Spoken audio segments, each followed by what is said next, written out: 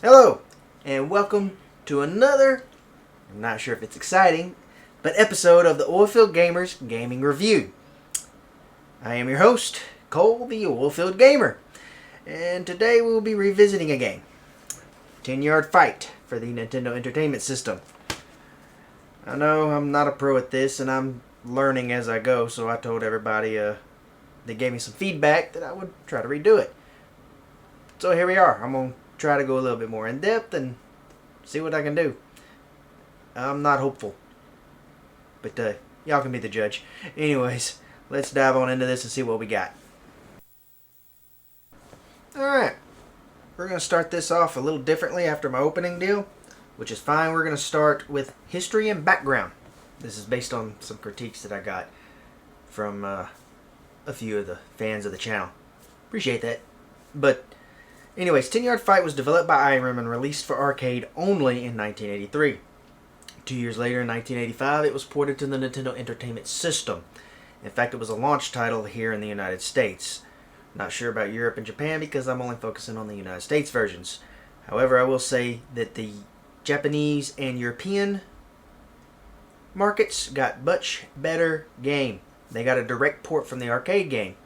The United States version, they wanted it to resemble closer to real football. Yeah.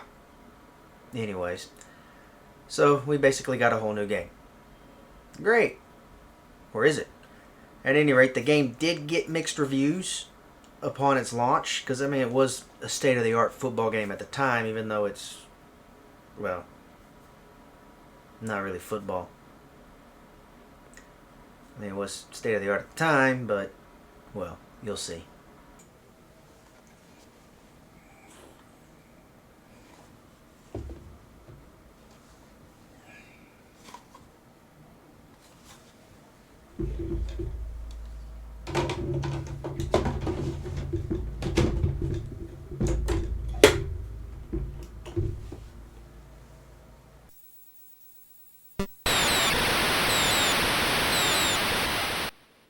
Alright, this is where we're going to change things up a little bit. It is, after all, a new format for the reviews.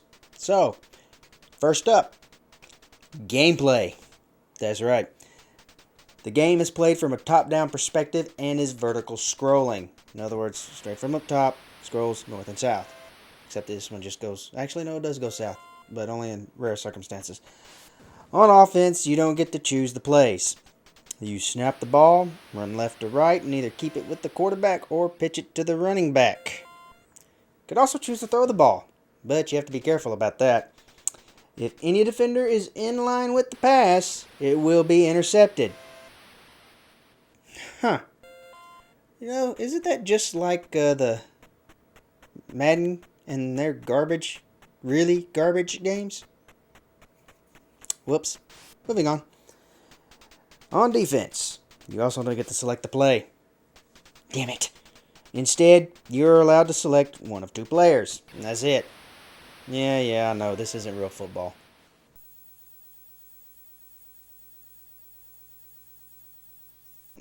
This is a new section, the controls. Let's dive into this and not waste any time, shall we? The controls in this game are as simple as they get. You use the D-pad to go left or right.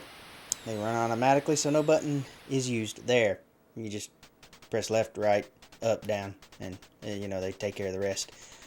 Anyways, you use the D-pad to also control kick direction. Move it rapidly back and forth whenever you're about to be tackled. It'll break the tackle. Yeah, I know. Doesn't make sense. Never mind.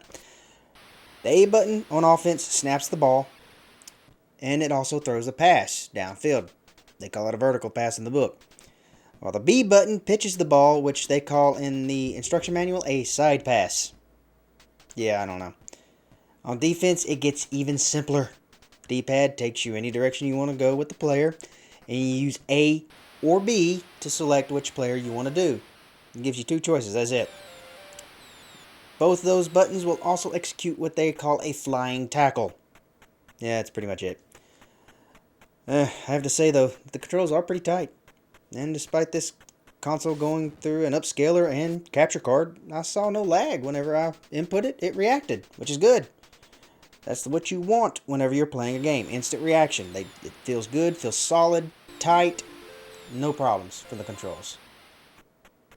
That's one upside to this game, at least.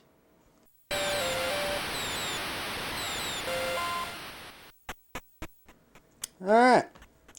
Now we will move on, and I will take this time to mention the graphics. I know some people are actually interested in this. Hell, I'm even one that's somewhat interested in this stuff. And to be fair, this is an old console. I want to start off by saying that at the very least. But for the time, the graphics weren't that bad, actually. They have 18 sprites on screen, which is pushing the entertainment system's limits. And it was an early game for the console. In fact, it was a launch title. And already it was pushing the limits. You can see that when it flickers on screen, which isn't a bad thing. It's a good thing. It means it could actually do it somewhat. It isn't very detailed, though. But it is pleasantly colorful. Not complaining about that at all. Also, if I'm not mistaken, it was the first game to have an individual sprite for the referee. If that's the case, that's saying something. I mean, Irem was ahead of the time. It's probably why they said this game was so advanced in some of the news articles I found. God, I hope that's not the case.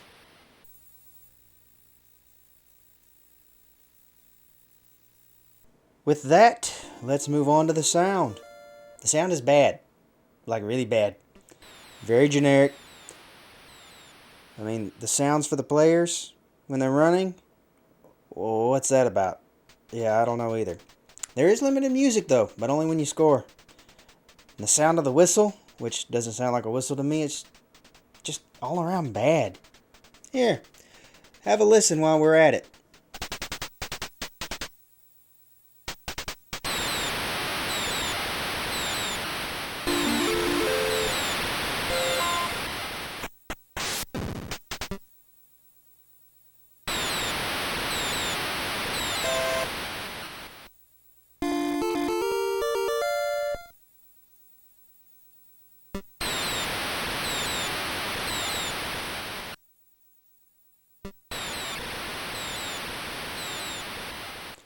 Now we move on to the difficulty.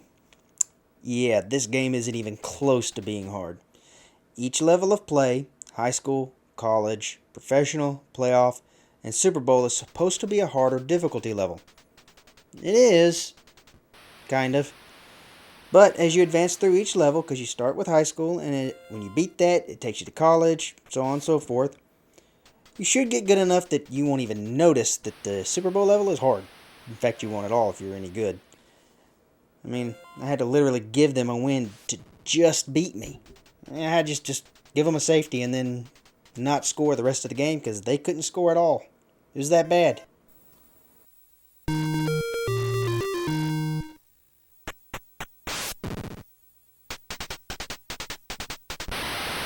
Alright.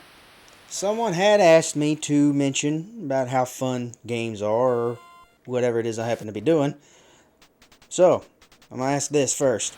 With all of this being said, is this game fun? Well, you've been watching it as I'm talking here. Is it? I will say it is fun for the first, few minutes of play. Then it just gets incredibly boring. This game has no replayability. It does have a 2-player section. But the single player is already boring enough. Why subject anyone else to it? You would lose a friend or a family member over this. That's how boring this game is. I'm sorry.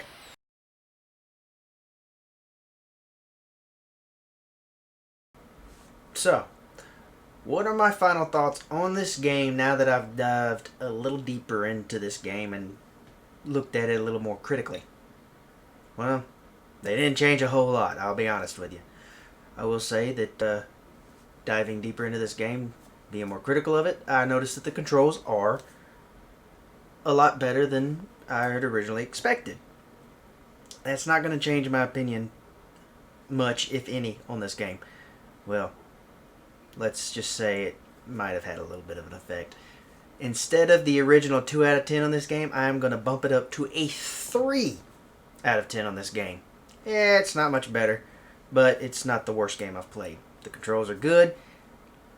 Really nice, fluid, tight. So yeah, we're going to leave it at that. That's the only reason why I bumped up any. There's no other reason the rest of the game sucked. Like horribly bad. EA, we're looking at you. I also want to point out that at the time that I am doing this re-review, I guess you could call it, I looked on PriceCharting.com.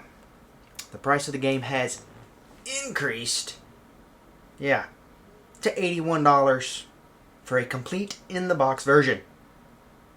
Why? Hell, at the time that I did the first one, I think it was like $45. Damn thing's only, I paid $25 for it, and the damn thing's only worth maybe $10. Honestly, if someone came up, hey, I got a complete in-the-box sealed version of this, it's $1,000. Dude, I will give you $1 and a pack of juicy fruit for it. It's not worth that. Sorry, it's just not. Especially if you're actually going to play it. If you're a collector, and all you're going to do is collect, and, ooh, look at my shiny little game. I want to slap you. Seriously. Yeah, that's all. That's all. Yeah.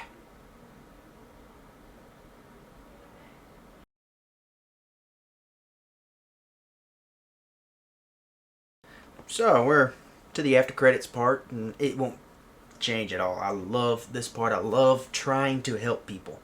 Encouraging them, trying to give them the best advice I can find in my very, very, very, very short life. So read into that what you will. But I am going to do this one a little different, because I'm going to say that people watching our videos, because there's more than one of us on here. You met my brother. There's another guy I'm hoping you'll meet soon. And there's a few others I'm hoping that'll also be here. But when you're watching our videos, I want you to be honest with us. Tell us what you love about that video. But don't be afraid to tell us what you don't care for. And also, kind of give your opinion of what might make it better. Doesn't mean we're going to do it, because it may not fit with what we're trying to do, but I mean, be willing to say so. Part of the reason I'm doing this is because somebody spoke up, and they was like, if you did this, this, and this, it might make it better. That's awesome. I love that. They weren't mean about it. A great person, in my opinion. But you could also tailor that over into other things. Don't be afraid to speak up about anything, even if it's outside of this. This is where it's actually going to transition over into helping somebody. Too often in today's world, people are afraid to actually say anything for fear of being wrong, for fear of being ridiculed, mocked, losing a job even over it. Say it anyways. So what if you're wrong? I mean, the only way you can learn and grow is to be wrong. Speak up. Say it. I mean, yes, I understand you might end up being alone in what you're saying. Nobody might take your back. But you never know who might need to hear you say that. Even if you're wrong, they might go, oh wow, they are so brave. They actually spoke up and said something. But I do know what's wrong here. I do know how to fix it. Maybe I should say something as well. And they should. You never know who you might actually help. Regardless of if you're right, wrong, whatever. Everyone needs to be heard. And you might actually get to help somebody and save someone's life. Seriously, you might. And even if you are by yourself, don't let it drag you down. Be proud of the fact that you're an individual and not a sheep amongst the herd. That's all I got for that, really. So, we'll end it like I always do, normally before the credits, but I'm changing things a little bit. Always be the best version of yourself, no matter what anyone else does or thinks about you. God bless.